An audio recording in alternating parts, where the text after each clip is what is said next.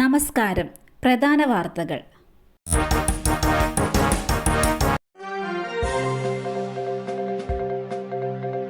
രാജ്ഭവൻ മാർച്ചിൽ സംഘർഷം. SFI പ്രവർത്തകർക്ക് നേരെ ജലപീരങ്കി പ്രയോഗിച്ച് പോലീസ്. കേരള സർവകലാശാല രജിസ്ട്രാറെ വൈസ് ചാൻസലർ സസ്പെൻഡ് ചെയ്ത നടപടിയിൽ പ്രതിഷേധിച്ച് SFI രാജ്ഭവനിലേക്ക് നടത്തിയ മാർച്ചിൽ സംഘർഷം. വെള്ളയമ്പലത്ത് വെച്ച് പ്രവർത്തകരെ പോലീസ് ബാരിക്കേഡ് ഉപയോഗിച്ച് തടഞ്ഞെങ്കിലും ബാരിക്കേഡ് ഭേദിച്ച് SFI പ്രവർത്തകർ മുന്നോട്ട് പോയി. പോലീസ് 2 ജലപീരങ്കി പ്രയോഗിച്ചെങ്കിലും പിന്നോട്ടു പോകാൻ പ്രവർത്തകർ തയ്യാറായില്ല. പോലീസും SFI പ്രവർത്തകരും തമ്മിൽ വാക്കേറ്റമുണ്ടായി. ഗവർണർ തിരികെ പോകണം എന്നാവശ്യപ്പെട്ട് മുദ്രാവാക്യമുയർത്തിയാണ് പ്രതിഷേധം. രാജ്ഭവന്റെ പ്രധാന കവാടത്തിൽ നിന്ന് 30 മീറ്റർ അകലെയാണ് സംഘർഷമുണ്ടായത്. സ്ഥലത്ത് വലിയ പോലീസ് സന്നാഹത്തെയാണ് സജ്ജമാക്കിയിരിക്കുന്നത്. അടുത്ത ദിവസങ്ങളിലും SFI പ്രതിഷേധം തുടരുമെന്ന സൂചനയാണ് ഇപ്പോൾ നൽകുന്നത്.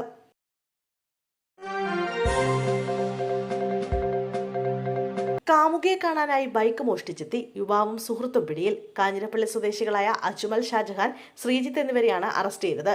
എറണാകുളത്തെ ഫ്ളാറ്റിൽ നിർത്തിയിട്ട പൾസർ ബൈക്ക് മോഷ്ടിച്ചാണ് കാമുകിയെ കാണാൻ സംഘം മലപ്പുറത്തേക്ക് യാത്ര തിരിച്ചത്. വരുന്ന വഴിയിൽ കുറ്റിപ്പുറത്തെത്തിയപ്പോൾ പോലീസിന്റെ വാഹന പരിശോധനയിൽ കുടുങ്ങുകയായിരുന്നു. ബൈക്കിന്റെ 2 നമ്പർ പ്ലേറ്റുകളും ഊരിമാറ്റിയിരുന്നു. സംശയം തോന്നിയ പോലീസ് കൈ കാണിച്ചു. വാഹനം വെട്ടിച്ചു പോകാൻ ശ്രമിച്ചെങ്കിലും സാധിച്ചില്ല. പിൻസീറ്റിലിരുന്ന സുഹൃത്ത് ഇതിനിടെ രക്ഷപ്പെടാൻ ശ്രമിച്ചു. എന്നാൽ തന്ത്രപരമായി പോലീസ് അറസ്റ്റ് ചെയ്യുകയായിരുന്നു. പോലീസ് ബൈക്കിന്റെ എഞ്ചിൻ നമ്പറും ചേസ് നമ്പറും പരിശോധിച്ച് വാഹനത്തിന്റെ ഉടമയ്ക്ക് വിളിച്ചപ്പോഴാണ് വാഹനം മോഷണ വിവരം അറിയുന്നത്. വാഹനം മോഷ്ടിക്കുന്നതിന്റെ CCTV ദൃശ്യവും പോലീസ് ശേഖരിച്ചു. കൊല്ലത്ത് ഗ്യാസ് സിലിണ്ടർ പൊട്ടിത്തെറിച്ച് വീട് കത്തിനശിച്ചു. കൊല്ലം അരിപ്പയിലാണ് സംഭവം. രാത്രി 8 മണിയോടെയാണ് അരിപ്പ ബ്ലോക്ക് നമ്പർ 189 തുളസിയുടെ വീട്ടിൽ തീപിടുത്തമുണ്ടായത്. ആദ്യം വീടിന് സമീപത്തെ ഷെഡിൽ വിളക്കിൽ നിന്നും തീ പടരുകയായിരുന്നു. നാട്ടുകാർ ചേർന്ന് തീയണയ്ക്കാൻ ശ്രമിച്ചെങ്കിലും ഗ്യാസ് സിലിണ്ടറിലേക്ക് തീ വീട് കത്തിനശിക്കുകയായിരുന്നു. സംഭവ സമയത്ത് വീട്ടിൽ ആളില്ലാതിരുന്നതിനാൽ വൻ അപകടം ഒഴിവായി. ഫയർഫോഴ്സും നാട്ടുകാരും ചേർന്ന് തീ നിയന്ത്രണ വിധേയമാക്കി. എന്നാൽ വീട് പൂർണ്ണമായും കത്തിയമർന്നു.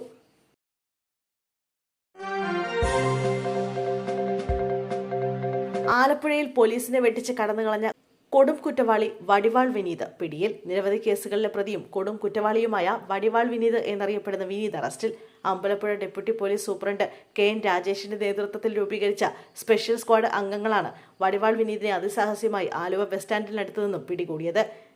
കഴിഞ്ഞ മാർച്ച് 25-നായിരുന്നു വടിവാൾ വിനീത് പോലീസിന്റെ കയ്യിൽ നിന്ന് രക്ഷപ്പെട്ടത്. കഴിഞ്ഞ മാർച്ച് 13-ന് വടക്കാഞ്ചേരിയിൽ നിന്ന് മോഷ്ടിച്ച പൾസർ ബൈക്കുമായി അമ്പലപ്പുഴയിലെത്തിയ വടിവാൾ വിനീതും കൂട്ടാളിയായ രാഹുൽ രാജിനെയും Ambalappuzha police inspector M Pratheesh കുമാറിന്റെ നേതൃത്വത്തിൽ അറസ്റ്റ് ചെയ്ത് റിമാൻഡ് ചെയ്തിരുന്നു. തുടർന്ന് വിനീതിനെയും കൂട്ടാളിയായ രാഹുൽ രാജിനെയും മാർച്ച് 25-ന് വടക്കഞ്ചേരി 1-ാം ക്ലാസ് മജിസ്ട്രേറ്റ് കോടതിയിൽ ഹാജരാക്കാൻ വടക്കഞ്ചേരി റെയിൽവേ സ്റ്റേഷനിൽ എത്തിച്ച സമയം ഇരുവരും രക്ഷപ്പെടുകയായിരുന്നു.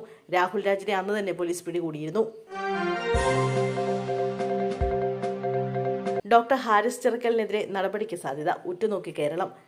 ഉപകരണക്ഷാമം കാരണം തിരുവനന്തപുരം മെഡിക്കൽ കോളേജിൽ ചികിത്സാ പ്രതിസന്ധി ഉണ്ടെന്നും രോഗികൾക്ക് ചികിത്സ ലഭിക്കുന്നില്ലെന്നും തുറന്നടിച്ച ഡോക്ടർ ഹാരിസ് ചെറുക്കലിനെതിരായി 4-അംഗ വിദഗ്ധ സമിതിയുടെ അന്വേഷണം പൂർത്തിയായി. അന്വേഷണ റിപ്പോർട്ട് വിദഗ്ധ സമിതി മെഡിക്കൽ വിദ്യാഭ്യാസ വകുപ്പ് ഡയറക്ടർക്ക് സമർപ്പിച്ചു.